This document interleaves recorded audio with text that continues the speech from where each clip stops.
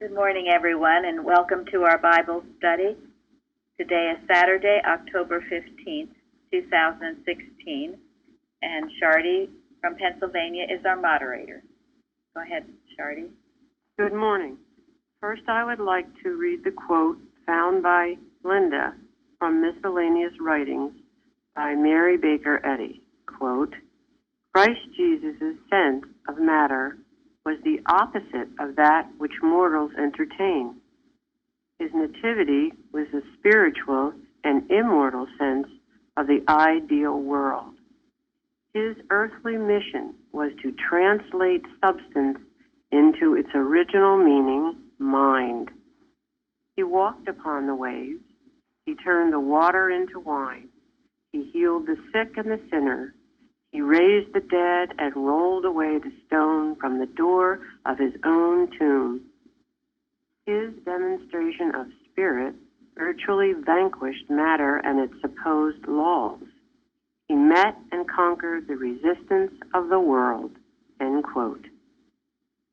And our topic is wine, inspiration, understanding. Shall I go with the first question? Sure. Yes, thank Okay. you. Number one, what are the circumstances leading up to the wedding that Jesus attends in Cana of Galilee?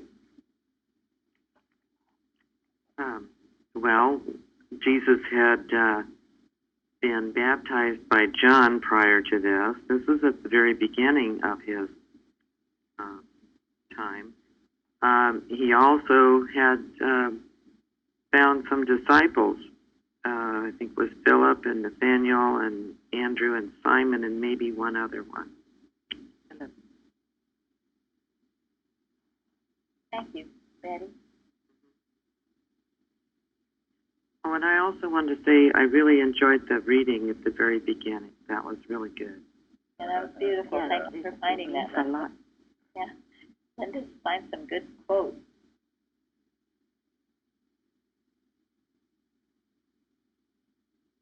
So this was really just the very beginning of Jesus' ministry.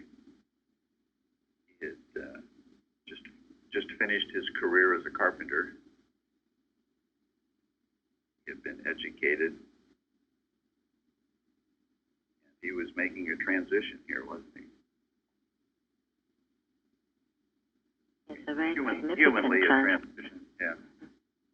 And John's disciples, John spoke that that his shoes latchet, I am not worthy to unloose, speaking of Jesus. And the next day, two of John's disciples, looking on Jesus, heard him speak, and they followed Jesus. And, of course, they were and Philip and Andrew, I believe. Just a couple of days before the marriage. I think we're just getting started. And this was the first so-called miracle he'd ever performed. And this was in the small, humble village of Galilee. So this were people who Jesus knew well, was familiar with, and who also were part of this small, very spiritually minded group that had been together for really many years, maybe generations. It was the small, spiritually minded group that Mary and Joseph were part of, that were watching regularly, carrying the highest sense of God in their hearts. And because they had been faithful to the highest sense of God, it was this small group that Mary was part of that gave birth to Jesus.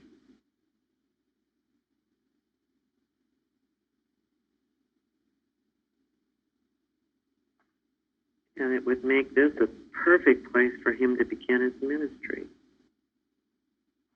Yes, Yeah. it was remote from Jerusalem. It would appear from what was written that perhaps Jesus' mother, or maybe all of them, knew these people that were getting married. She was already there, and then it said it was called that Jesus and his disciples were called to come as well. So you got the idea it was kind of a small, intimate, friendly group, perhaps even family. I think his brothers were there too, so it may have been a family connection. Yeah. I read they were just ordinary people, not prophets or rabbis, priests. Yes, right. But there were servants which drew the water, and they knew that Jesus had turned it into wine, though the ruler of what they call the feast did not know that. Right, well, that comes later. So that's number 4. Right. So these Sorry. humble people who were receptive to this truth that Jesus was to bring forth, they were rewarded by their faith to see this happen. Yeah. Yeah, this was probably the most supportive environment that Jesus ever found himself in. There was people who would be generally more receptive, less opposed or less offended by the Christ.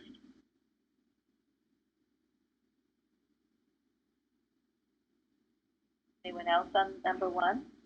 Well, I guess just to frame this out, recapping what Paul said. So this was early in his ministry. You know, he'd already started gathering disciples. It was after he'd been baptized by John the Baptist. And it was after this that where he settled in Capernaum, is where he did a lot of his ministry there. And everything seems to be saying Galilee. There's a lot of mystery about where Cana is, but when you think about they're traveling and some of the other things, it certainly seems like Cana was something that wasn't too far from Nazareth or Capernaum, but somewhere in Galilee, so kind of like a local place in a way, I guess. And that's also where Nathaniel was from Cana. So, and when he first met Jesus, that's described in chapter 1 there in John. And then I think also interesting to know is that the wedding in Cana is only in the Gospel of John, so it's not in the other 3.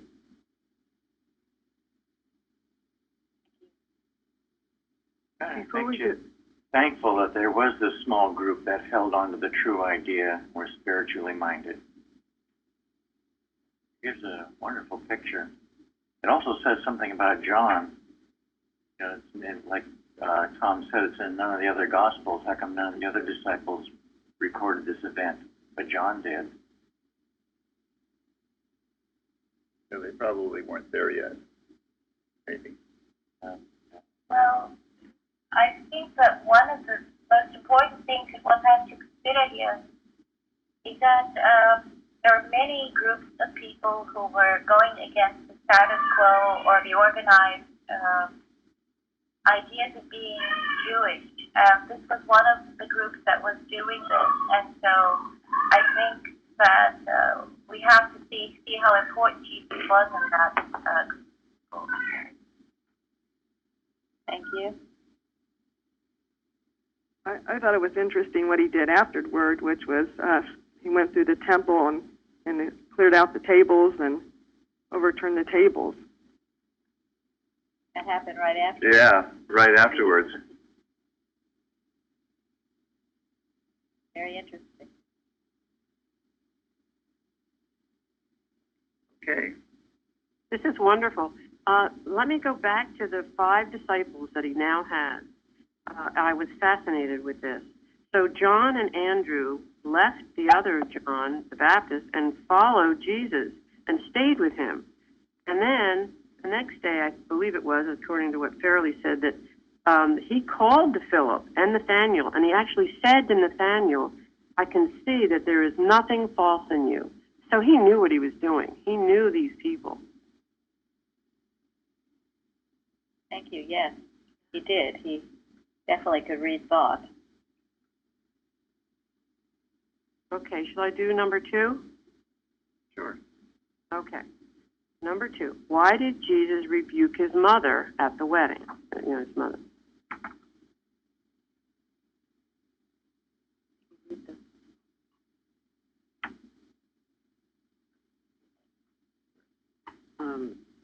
What I got was it wasn't so much a rebuke as much as establishing his new relationship with her, in that not as a mother and son, but as he is taking his place in his ministry, and it was a dull to it. It was just a different relationship. He was no longer subject to her as his mom. Mary's going to read this. Yeah. I mean, I think it's useful to read it. And when they wanted wine, in other words, they had run out of wine, the mother of Jesus saith unto him, They have no wine. So Jesus saith unto her, Woman, what have I to do with thee? Mine hour is not yet come.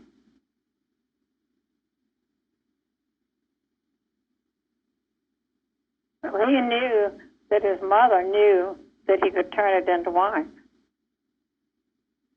That he could do a miraculous thing. Yeah, he wanted to establish that full consecration of himself to his Father's work and not, personal attachment. Yeah, he was rebuking human sense, wasn't he? Any human sense of relationship. It really is wonderful, because here he is at a wedding, and pretty much the first thing he does is rebuke personal sense. And honestly, if any of you go to a wedding or a graduation or any of those other human things, institutions, that is what you need to do. You need to rebuke personal sense, because it's usually teeming with personal sense. And Mary, had a personal sense of her son. I mean, I can imagine myself doing that. Oh, here I'm at a wedding. Oh, they don't have enough wine. Whoop, my son can probably figure this thing out. I'm going to go ask him. And he says, Mother, don't do this. And then she took on the job of saying to the servants, she turned to the servants and said, whatever he said, do. Yeah, she took it well. She didn't get upset, because I'm sure she did see who and what he was and is. Obviously, she did see it. She just had a momentary slip. Jeremy, what do you think? Gary had said human relationships, and I was going to add human duty. I think it's wonderful. I mean, he could say, oh, of course, Mother, yes, I will, I'll help. But no, he rebuked that personal cloying sense, clawing, that would interfere with God's direction. I mean, he knew so clearly that God alone meets the need. God alone supplies whatever is needed. And he felt, well, his human mother was kind of, invoking God's prerogative, telling Jesus what to do. And he says, what have I to do with thee? In other words, I listen to God only. So be careful about telling me what to do. And then he said, mine hour is not yet come. In other words, God has not instructed him yet to do this.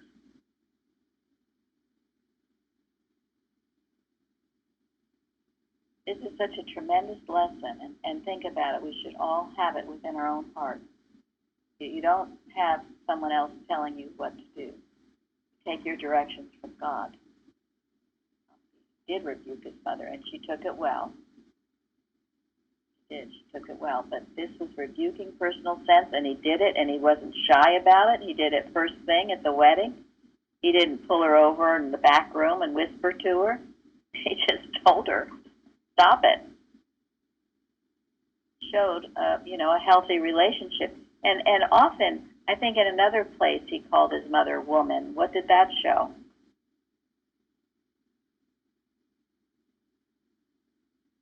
When he was giving her to his disciple at the cross. Yes. But in calling her woman, what does that show? He didn't call her mother. Yeah, God is Father, Mother, and he knew that. And woman really wasn't a put down, but he was separating the human from the divine. Yes, he was. No. Impersonalizing? Impersonalizing it, yes. Yes, and it wasn't a put down. That is true in those days. That wasn't considered a put down. But he was making sure it was clear. And in his instructions later, what does he say? Call no man what? Father. Father upon earth, right. He knew it clearly, and he not only knew it, he lived it. And this is why every day we are to work with the 3 daily duties, and one of them that relates to this starts out how? Need a personal attachment or animosity. Either animosity Right. or mere personal attachment should impel the motives and acts of the members of the Mother Church. And this is a wonderful example of that. So you remember, anytime you go into any type of this sort of situation, any situation really, but if it involves family and friends and all of that, you need to rebuke a personal sense of it, because it'll be there. And this prepared the way for what? His healings. Yes. Ministry. Yes. Yeah, For the this- whole wonderful ministry. 3 years. And this particular one at that time, if he hadn't done it, I doubt he would have been able to have changed the water into wine. And why is that? Why would he not have been able to? He wasn't demonstrating his God-given ability. It would have been a material sense. Exactly. Yeah, we are either listening to personal sense or we're listening to God. You can't listen to both at the same time. He had to put personal sense totally out of the picture. Totally. Destroy it. It's not your friend. And then he could hear God. And, one of the commentaries I read, and this is an important point too, and Gary often talks to me about it. If I say we're going to do something, it's like, don't say we. Maybe I don't want to do whatever it is. So it's the idea of acting independently. His mother decided, well, we are going to make sure that the water gets turned into wine, and she was like an intercessor. Intercessor? Yes, for God, rather than letting him go directly to God. And doing that, there was a funny joke. I'd never heard of it, but anyway, makes the point. It's about Lone Ranger and Tonto. And most of you know who Lone Ranger and Tonto are. Lone Ranger was I'm a lone Ranger, by the way. Oh, good. Okay, and Tonto was his faithful friend, an Indian. Unfortunately, I was sad I didn't get to meet Tonto. Oh. Okay, well, anyway, they're surrounded by a tribe of Indians. And Lone Ranger says, this doesn't look good. We're really outnumbered, Tonto. I think we are in trouble. And Tonto said, what do you mean we, white man? I love that. So anyway, what do you mean we? What do you mean we, woman? Woman, yeah. It's independent individual action under God. Always good to see it with the right perspective. That's right. Well, and the point being, the lesson that one of the lessons I get from this is I have to see everybody around me having their own individual relationship with God.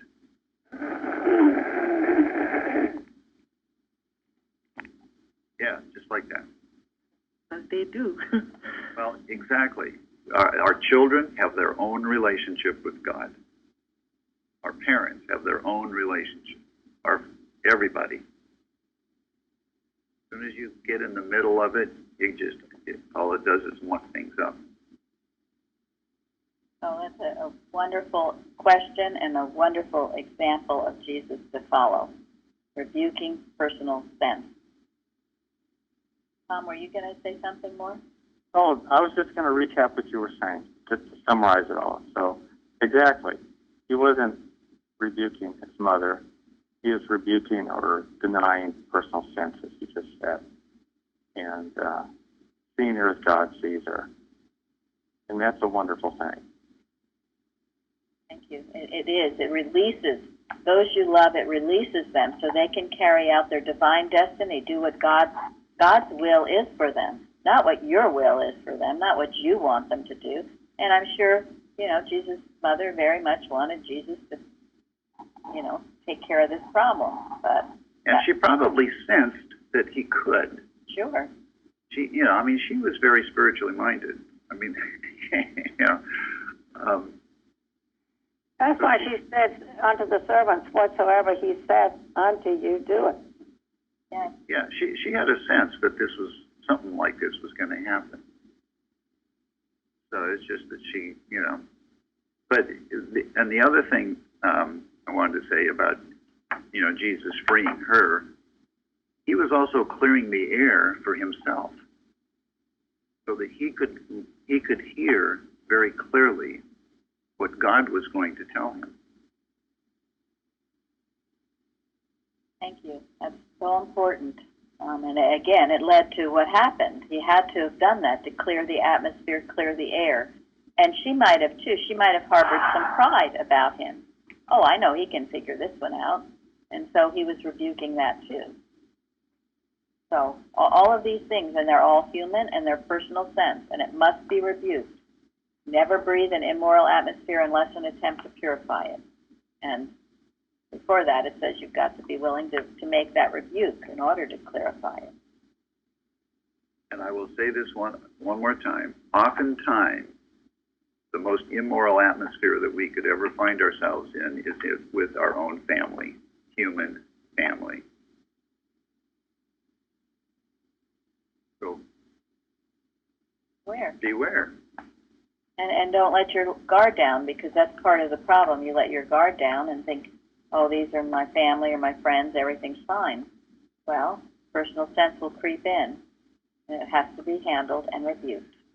Yes, with family, we tend to let things slide sometimes and not rebuke it. Yeah. Yeah. And that clouds the atmosphere and makes it more difficult for you, for me, for anyone, to hear God's voice.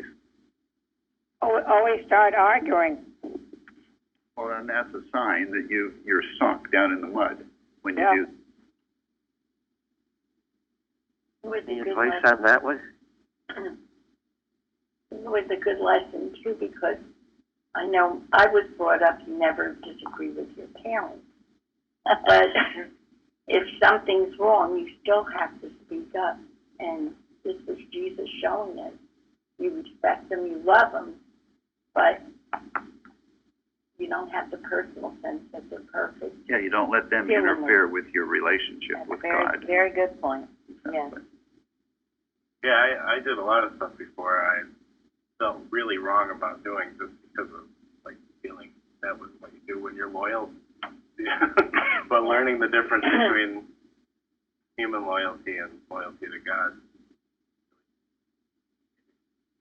much freer, that's for sure. Yeah, I do always those things that please him. Not please my mother, but please him, quoting Jesus.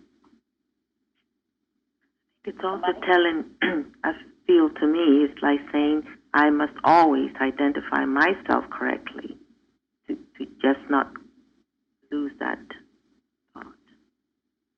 Thank you. Mike, were you going to say something? Well, part of that answer today, my question was because exactly what the person said about all the arguing that happens. That's what I see with a family is that it's just one big squabble, and it's been quite difficult for me to keep above that. But there have been some good pointers given, so I really appreciate that. Yeah, it's a challenge, but you have everything you need. God gives you what you need to take care of whatever situation you're in. And sometimes the best thing to do is to just leave. With an unhealable situation, God will lift you out of it. Now, Luann has had examples of that where, it was an impossible situation. So to their left, not coming back. You don't expose yourself to that. I mean, if you do, you're asking for it. And this is what Florence said it just a minute ago. Value and respect the Christ that is yours, that is in you. Respect your Christ. Someone else is going to trample on it. Just leave it. Your Christ is just too valuable to waste on people who aren't going to get it. That's what Jesus meant when he said, don't cast your pearls before swine. And you can tell by the way you feel after being with these people. How do you feel? If you feel terrible, like you need a shower or something, then there's something basically wrong. Why go back? You're asking for something you're asking for trouble. If you can heal the situation, if you can rebuke it and heal it, that's great, which is what Jesus did, and his mother was receptive. But if you can't, then get out of there. Anybody else? Yes, this just made me think, and correct me if I'm wrong here, because the problem I have is that not my personal family, it's on my wife's side, and I would love to leave when they come, to be honest. But it just occurred to me is that what I absolutely need to do is leave personal offense and try to stay in the Christ. That'll take care of that. Will. Yep. And whatever's your duty to do, you can do without harm to yourself. So. Someone once told me this statement, are you in-laws or are you outlaws? And there's a general belief about in-laws that always needs to be handled. It's a false belief. It's not true, that you're not going to get along with them, that you don't like them, and that they don't like you either. It always has to be handled. Just a human belief. It's not God's law. God never said that. I wanted to just mention something. I wanted to thank you for telling us about the movie Woodlawn. It's a tremendous movie. It's a true story, and it's the healing of this really horrible racial discrimination in Birmingham, Alabama in the early 70s. And I really recommend it to anyone who can get it. We Netflixed it and watched it last night, and it is truly inspiring and wonderful. Okay. Yeah, it really is. It is. Yeah. And I know Suzanne watched it too. She was going to buy extra copies to hand out. And the one that she watched had the interviews with the real people, which she said was almost more inspiring than the movie itself. But it really is a must-see. It's excellent. And it rebukes personal offense. Okay. Okay. Oh, that was great. And I am learning everything you just talked about has been a big issue with me, and being here at Plainfield has saved me. Thank you. So now we'll go to number 3. Actually, now that we're having this study, number 3 and 4 go together. But what did Jesus do to turn the water into wine?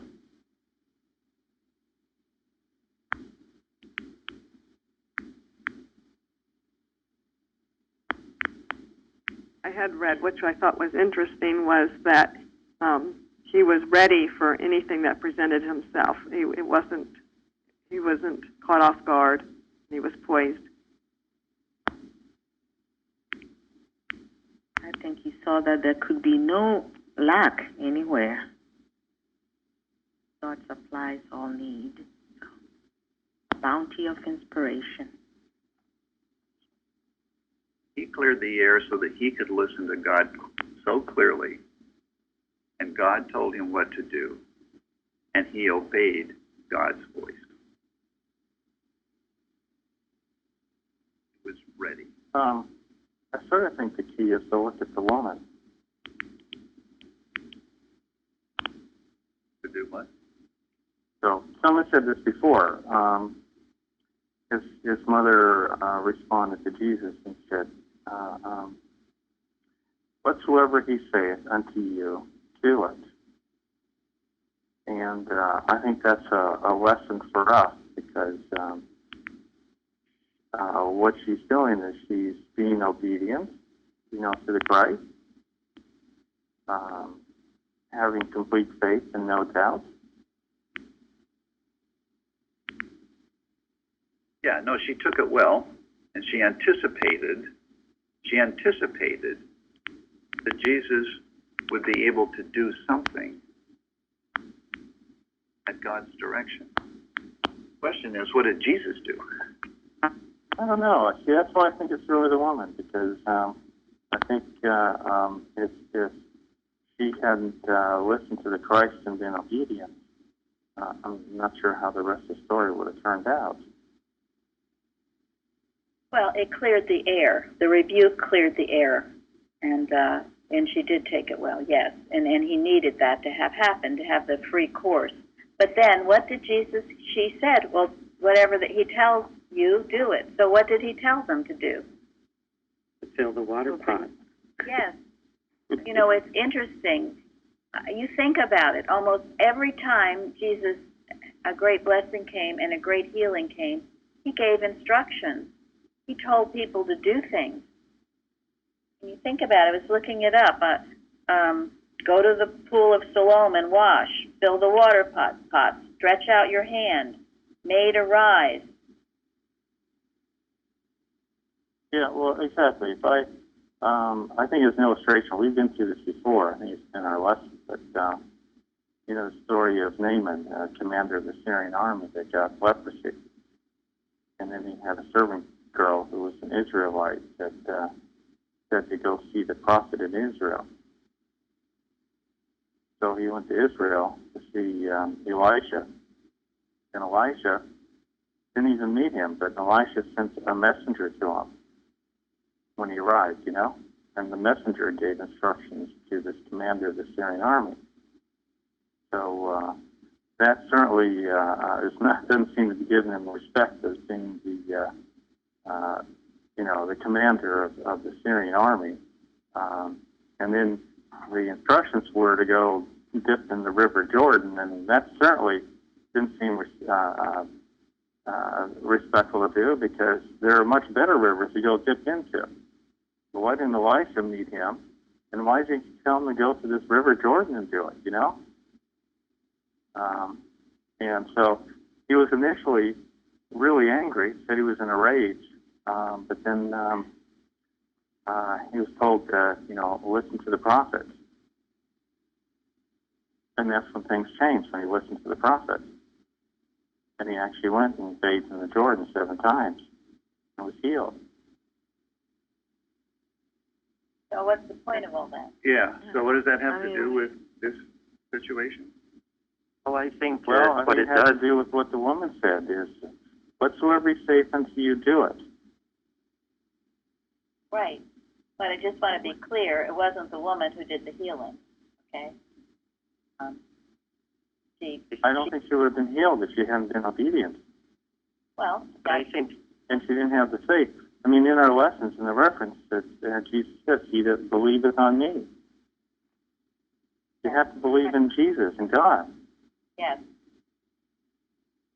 Well, she clearly had the intuition, had the premonition that this need was going to be met. She knew that Jesus had a very special mission. So she, I think what I'm saying is this is a lesson for us because, you know, in a way you can look at this as that there was something missing, you know, like a lack of supply, and what do we do? Right, no, that's absolutely right. It was her obedience and the servant's obedience who obeyed him without question. Without question. And all the healings that I mentioned and the one that Tom just mentioned, there was obedience without question. They didn't say, So, that's a stupid that's thing. how I look at it. It's like, how is it a lesson for us? Not how was Jesus able to do this? Well, it aren't all they the goes same? together. Aren't they the same? It all goes together. Yeah. what I think is that what Jesus is doing is he's redirecting the thought from a mortal sense into the spiritual sense, because sometimes it takes maybe a physical act like stretching your hand. It might be, he's being compassionate to the person who's suffering, that they may need like an intermediate step to get them from that mortal sense to the spiritual sense.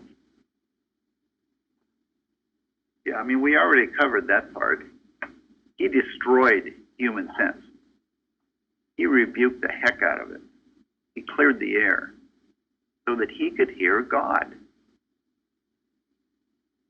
That enabled to the obedience. It was important to obey his command, and that's an important point. So it was obeyed, and then what did they do?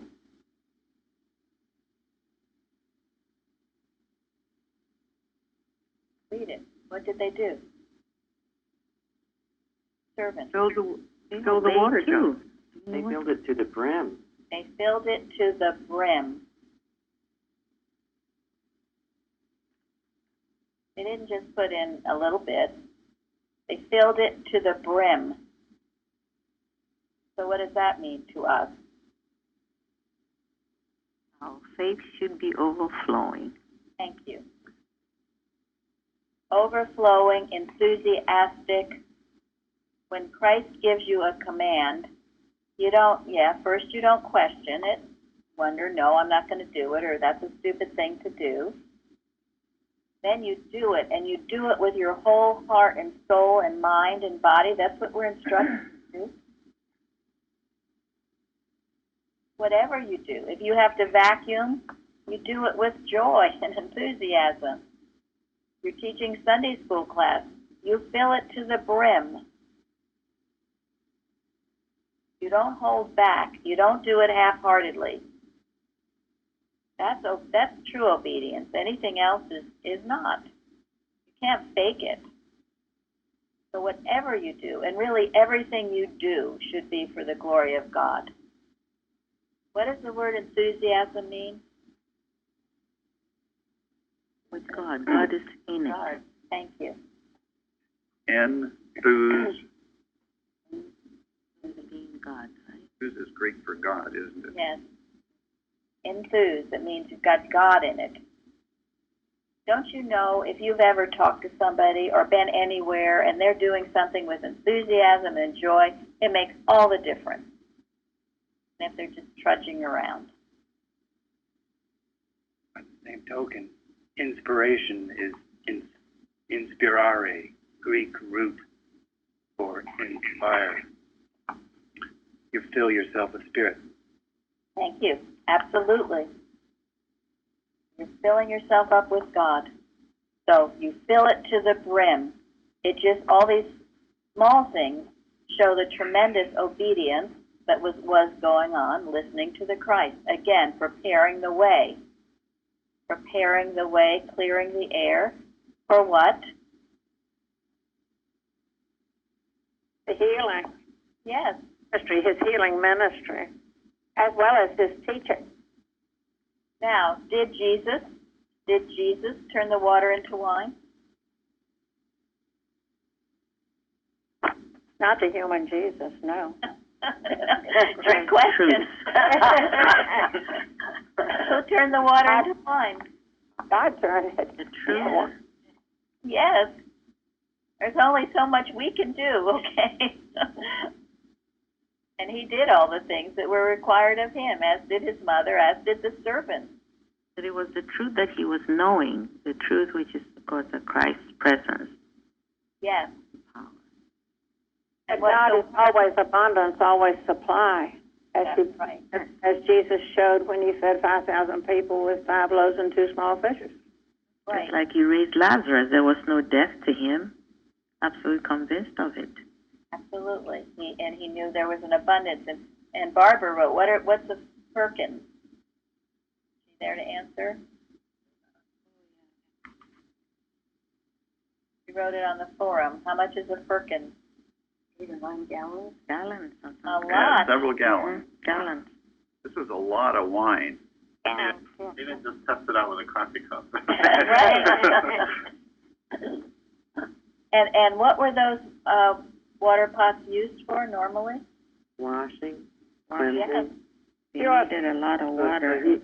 And It was maybe the purification ceremonies of the Jews. Right. They're used so to it was washing. like he was turning gray water into wine. Exactly. Exactly. I mean, because some people were, in one of the commentaries of service, thinking, kind of yuck. Or what is this all about? But they obeyed anyway. They did it. And they obeyed enthusiastically, the servants and Mary. And it was immediate.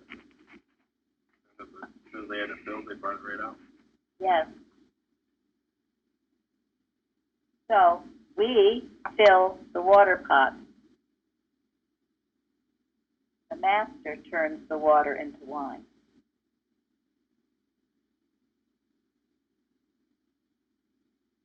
We fill the water pots in obedience and faith, in knowing the truth, in expectation, in enthusiasm and joy in the Lord.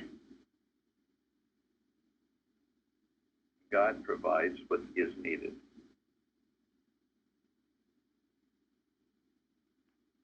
It's a big lesson. I'm sitting here thinking of how many times in really praying I've heard what I believe God is saying, and I still questioned.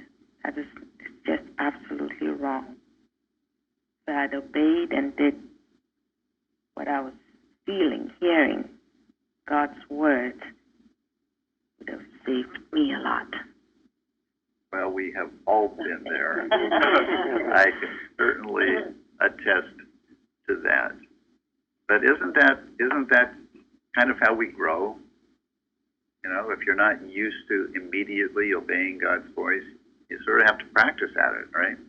And you should get better. I should get better. It should, I'm talking about myself. It's obedience. Yeah. No, and I have to do the same thing. There have been times when I wonder, well, did God really tell me that, or is that, who is it? And I've had to trust. Okay, God, if this is you talking to me, I'll do it. And you find out very quickly whether it was God telling you or not, and you get better. You get better at trusting your spiritual sense. Yeah, because when you cultivate it, the sense gets stronger and stronger. It's like you can't put it down anymore. When you don't cultivate it, you talk over it and you think over it and you just suppress it in some way. It's always there. But when you start to cultivate it, it gets stronger and stronger and stronger, and pretty soon you can't ignore it. It's no longer a choice. And as you do that, you find it more and more impossible to sit in an immoral atmosphere. Whether to let yourself get dragged down into mundane discussions or arguments or things like that. You just can't do it anymore. I think it's also a caution for intellectualizing too much, asking this and going round in your thinking this and this and this and that. Just drop it. Yeah, right. Oh, absolutely. Right, it's your instinct. And your instinct will overrule all the pros and cons. It'll just tell you what to do. Thank you. And so how did Jesus go about all this? I mean, what was he doing when all this was going on?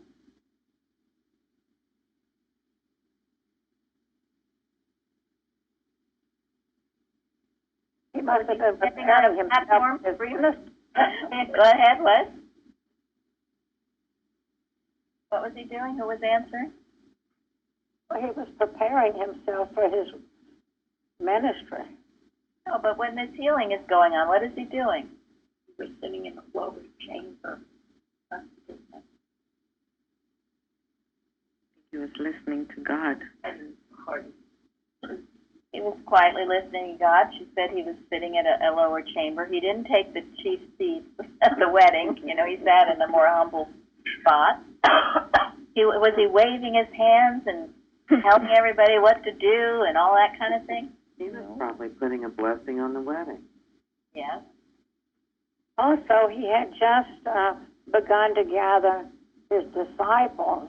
And at the end of this, it says, this was the beginning of miracles that Jesus did and manifested forth his glory, and his disciples believed on him.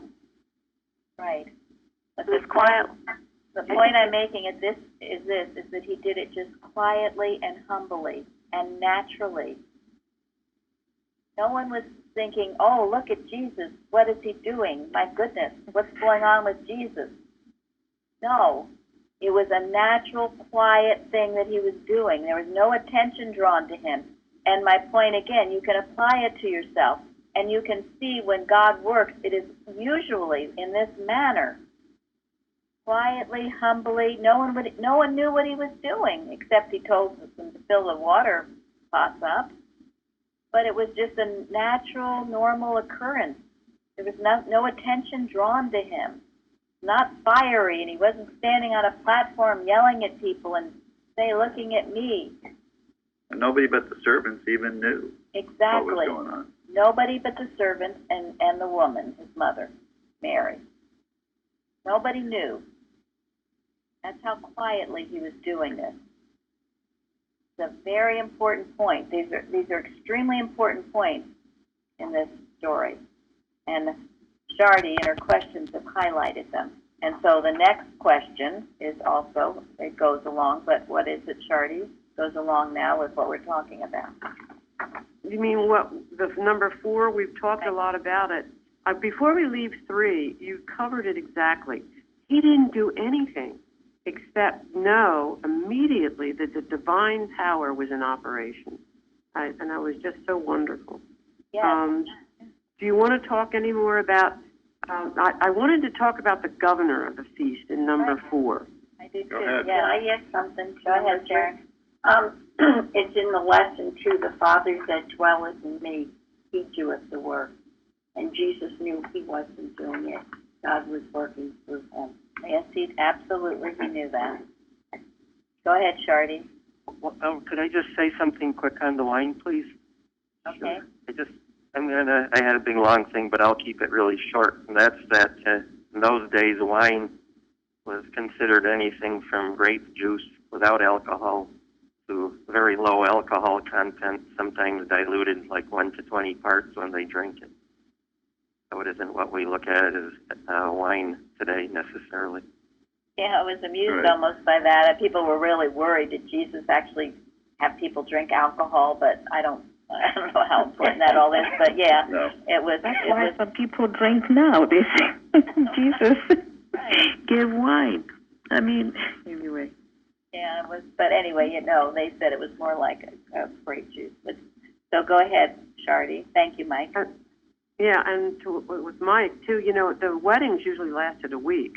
So when he filled those 6 huge bathing pots, he made enough for a whole week. Okay, now, I wanted to talk about when he drew it out. He said, draw it out now, he told the servants, which they did. And he said, he didn't say go to the bridegroom or anything. He said give it to the governor of the feast, the man who was helping to run the wedding. I thought that was significant. It was. It was. And, you know, he could have said, oh, I think I better have a little taste before I make a fool out of it. I mean, wouldn't you be tempted? Let me just see if this is okay. No, he gives it to the chief guy in the wedding to drink. He was so, in other words, he was so sure that what he had done. He was so sure of it. He had no doubt in his mind that he felt that confident. But it shows, doesn't it, that he knew beyond a doubt that this is something that God had done. He had cleared the air. He was totally obedient. He did exactly what God told him to do. There was no question in his mind. And it was full. It was, you know, several gallons. It was going to last for a long time. It was an abundantly supplied, not a little meager amount, but abundantly supplied. And not only abundantly, but what? What did they say after he drank it? It was the best. Better. Usually the worst is last. You're right. Usually the worst is last. He said, oh, wow, you're giving me the best first. It was delicious. It was abundant. That is how God meets our needs. It reminded me of the newsletter he had pointed out about Mrs. Eddy's food in her home, because I had grown up with such a wrong sense of food, and then reading how she abundantly supplied them with this beautiful food and just wonderful, all types, and was so gracious. And it just feels the same way to me. That, I mean, here this was the third day, like Charlie said, so there was 4 more days that needed to be covered, and he gave them such a beautiful supply, and it tasted good. And it was just reminding me of the way Mrs. Eddy cared for her people in her home. Thank you. Thank you very much. And that's how we should care for one another, isn't it? You know, that was one thing Mrs. Evans taught us all here. I didn't really know how to cook. I didn't really care about it or eating or any of that stuff. And if you are a Christian Scientist, what you do should be the very best, and it should be done in the best way. It should be done abundantly. That's because that's the kind of God we have, and if you're His reflection, you reflect that. And when you have guests, you serve the best. You cook the best. You cook properly. You don't just slop something together. This is what our testimony should be. This is what all our services should be and are. Bible study, round table, everything. We offer the very best we have to give. Abundantly, because there's no limit to God's inspiration, which is the wine, right? Exactly. That's right. The definition of wine, inspiration. Thank you, Florence.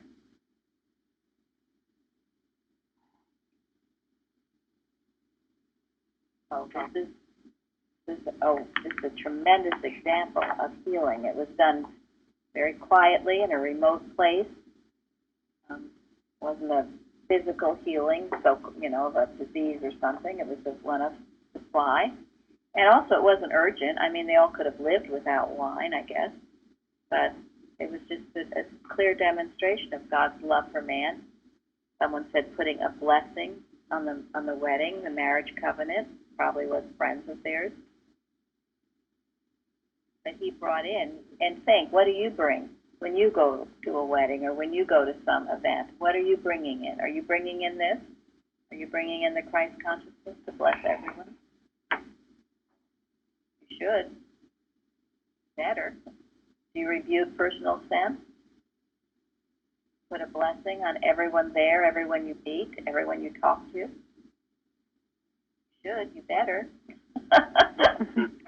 That's what it is to be a Christian Scientist.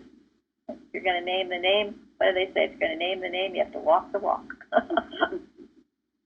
That's actually an important part on the wine, too, is that that was their probably only way of actually preserving the grapes for other parts of the year. Because that was, they didn't have refrigeration, etc. to supply themselves with a different food. They not only grapes but dates and such they turned into wine, and that helped get them through the year. Yes. Yeah, he didn't tell the servants to go out and pick more grapes, did he? No, that's right. He didn't. No, I was reading a sermon from Charles Spurgeon. He wrote beautiful sermons and about this. And, you know, he talks about us, that we're the ones. We fill the water pot. And that never be discouraged about anything, maybe if you don't see the immediate fulfillment of what you've done.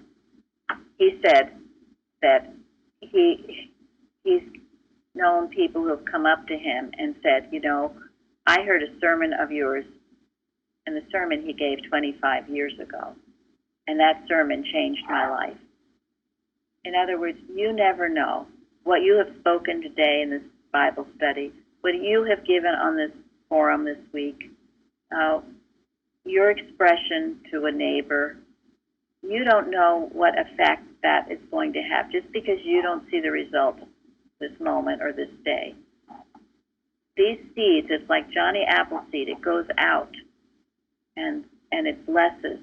And maybe you don't see the fruition today, but you see it later. Maybe you'll never see it, but that doesn't mean God's not working. He is working. You know, Craig tells that beautiful story of neighbors he had who, as a child, they spoke to him about Christian Science. And they were so kind. And that is what he remembers, and that is what eventually turned him to become a Christian Scientist. So the good that you do, you don't know where it's going to go, and you don't have to feel discouraged about, oh, it's not having effect, or, oh, we don't have some mega church. God's word is being sent in the four corners of the earth. All we have to do is know that, and that his word shall not return unto us void. It goes forth with power, and this is why we keep the watches going. This is why we keep this work going, day by day, moment by moment. God gives the increase. It was, I thought, such a beautiful, encouraging thought. So he says he knows that not one word spoken in the name of Christ is ever lost or wasted. Remember that. Don't fail to keep your water pots filled to the brim with enthusiasm and joy, and knowing it will have its effect, because it will. How could it not? It's God's word. Mrs. Eddy says that in Science and Health, the good you do and embody gives you the only power attainable. And even though you may not see results quickly, you do feel the power because you are good, and you have to embody that and reflect it. It's just natural. Thank you, yes. And that's what he was. Jesus was natural. He wasn't a staged actor or athlete or anything. He was just natural. Okay, Shardy, can we do the last question quickly, or is there more? Sure, we can do it quickly. Why do you think Jesus performed his first miracle at this wedding?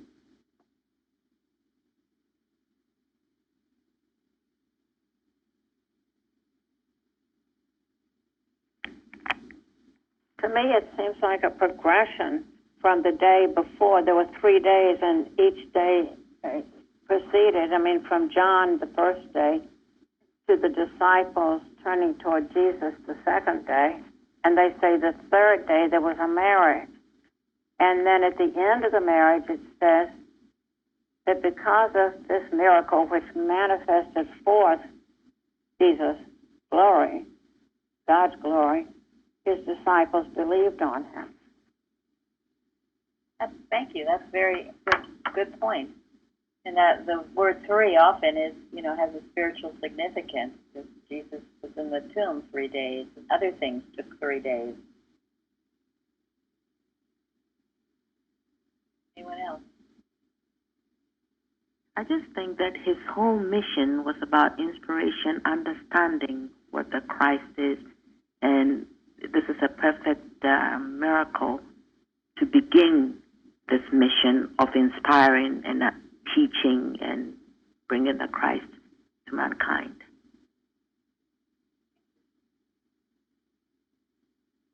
Now, there really isn't a human answer to this question, is there? This is God's plan for Jesus. This is his mission.